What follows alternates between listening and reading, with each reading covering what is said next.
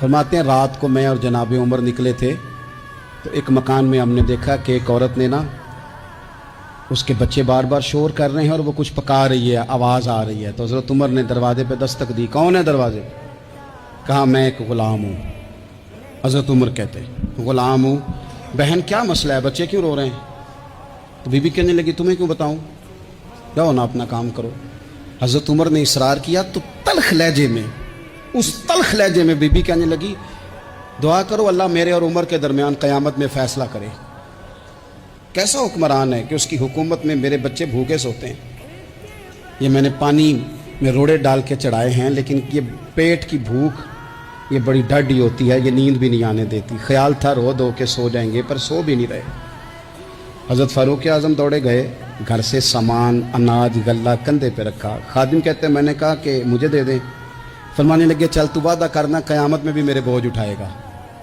کہ حضور نہیں، وہ تو میرے بس کی بات نہیں۔ فرمایا پھر مجھے کرنے دے۔ دوڑے آئے، اس خاتون کے دروازے پر لا کے وہ چیزیں رکھی۔ کہا بہن اگر تو پردہ کر لے تو یہ غلام نہ آج کھانا پکا دے تیرے بچوں۔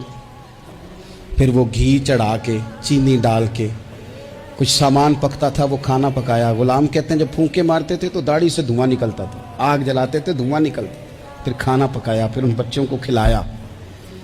پھر حضرت عمر فاروق رضی اللہ تعالیٰ عنہ تھوڑے پیچھے بیٹھ گئے تو بچوں کے ساتھ اس طرح کی باتیں کرنے لگے کہ وہ ہنس پڑے۔ جناب اسلم کہتے ہیں بچے اس بیوہ کے ہنستے تھے، بچے ہنستے تھے اور عمر روتے تھے۔ جب وہ ہنستے تھے تو فاروق روتے تھے۔ پھر وہ بچے آہستہ آہستہ لیٹنے لگے اور جب وہ سونے کی طرف بڑھنے لگے تو حضرت عمر کہنے لگے بہن میں جاؤں؟ کہنے لگی رب تیرا بھلا کرے، میرا کلیجہ پھٹ جاتا اگر میرے بچوں کو آج شام بھی روٹی نہ ملتی۔ تو سیدنا فاروق اعظم رضی اللہ تعالیٰ عنہ کہنے لگے پھر تو میرے لیے دعا کرے گی؟ کہنے لگی میں دعا کرتی ہوں اللہ عمر کی جگہ تیرے جیسا کو نیک آدمی بٹھا دے۔ تو حضرت عمر کہنے لگے ایک چھوٹی سی گزارش بھی مان لو گی؟ کا کیا؟ فرمانے لگے کوئی یہ میری خدمت اگر پسند آئی ہے تو عمر کو معاف نہیں کر دیتی؟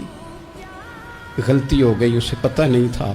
اپنے منہ سے کہنے لگے سیاںا بھی نہیں، باشعور بھی نہیں، اسے چاہیے تھا خلافت کی ذمہ داریاں نہ لیتا۔